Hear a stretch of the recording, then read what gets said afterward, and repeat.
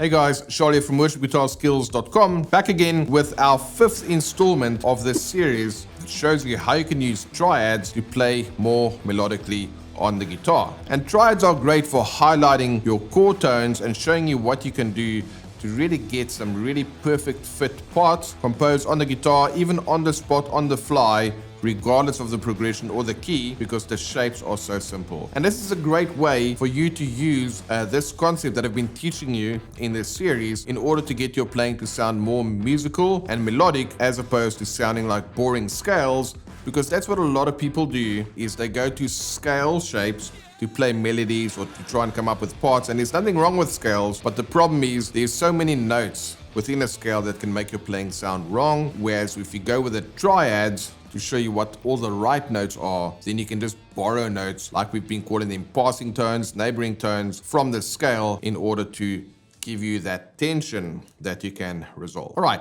so with that said, I want to show you a very simple repetitive rhythmic pattern using a combination of really power chords on the guitar. However, I'm playing them in the highest register here on the second and first strings. Let me go ahead and play it for you with the backing track, and then afterwards I'll show you exactly where these parts came from. And ultimately this just resulted in this concept that I started teaching in video 1 of this series, and then it just kind of evolved over time as we kept composing more parts. So let's go ahead, fire up the backing track and show you what this looks and sounds like, and afterwards we'll come and break it down.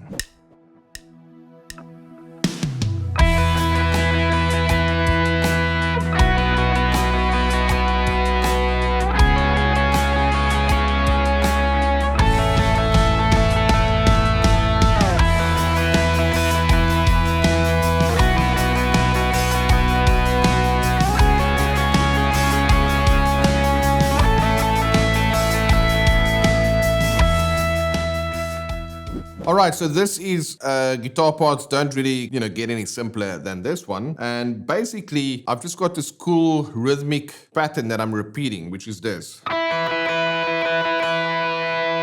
do the same over B, the same over C sharp, and the same over A.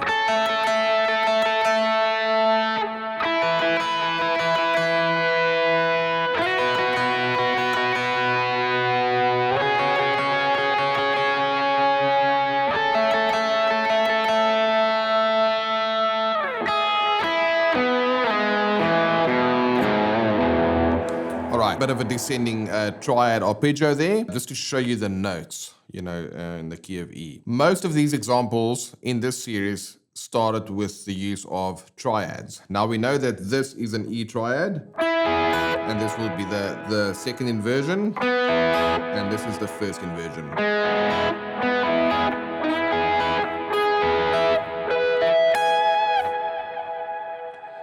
But what I did here was this. So it's not a triad because this does not have the third. Where does this come from? Well, this is from the caged system, if you wanted to be specific around this, and here's the arpeggio.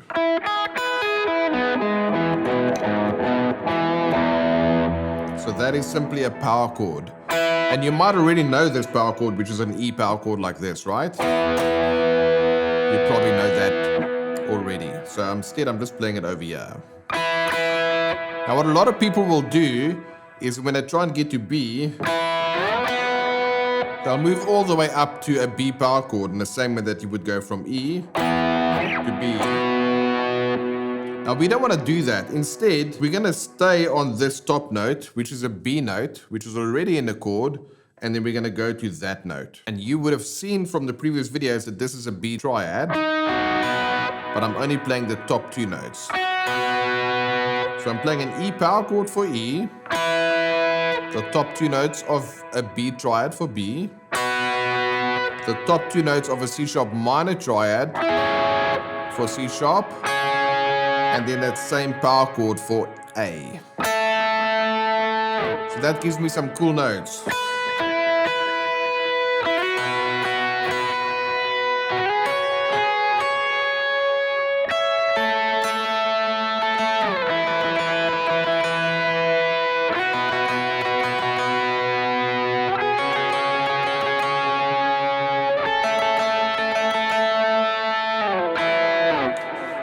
And when you do that with a backing track like I've shown you, it sounds really cool because that repetitive rhythmic pattern that kind of drives the idea there, and it's something for the congregation to kind of latch on melodically, and rhythmically it fits in really well with your playing. Now technically these are what we would call diads, which is 2-note chords, but you can see some of them, these diads like the B for example and the C sharp minor, literally just played the top 2 notes of a triad, and then add this, the power chords over the E and A, but they really come from the triads, because if we look at this,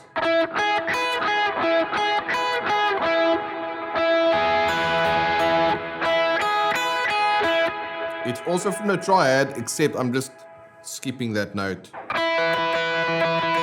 and then I'm playing that repetitive pattern using these notes. So what I'm going to do now is I'll play us out by playing that example again the way that I've shown it to you, so you can kind of see it in action one more time now that you know the inner workings of that. And then afterwards I'll just kind of improvise a little bit using these triad shapes that I've shown you to date, along with a few non-chord tones to create some of that melodic tension. Like I've mentioned in the previous videos, if you want to get access to this backing track and hundreds of other backing tracks just like this one, super musical sounding backing tracks composed in a modern worship guitar style across a range of different keys, progressions and tempos, check out the link in the description for our worship guitar skills practice pack, which is a wonderful resource to help you extract maximum value out of your practice sessions, because you have this really nice musical backdrop to play over as you put these ideas into action.